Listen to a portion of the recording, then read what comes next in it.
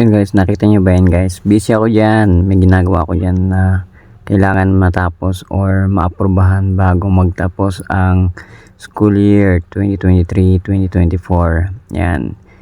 Siyempre, kailangan natin magpaka-busy dahil malapit na ang closing. So, yan, tupi-tupi ng papel. Then, mamaya lalagay ko na siya sa sobre. And then, siyempre, secret na yung comparison yan. So, yan ay pag naaprubahan, magiging masaya ang mga bata. Sana maaprubahan po yan. At, ayun. So, sad to say, hindi naaprubahan. Galing ako sa City Hall, pero another submission na lang ulit tayo ng papel. Ayan, so laban lang. So pag nagka-free time, darga ulit sa City Hall para asikasuhin yan, no?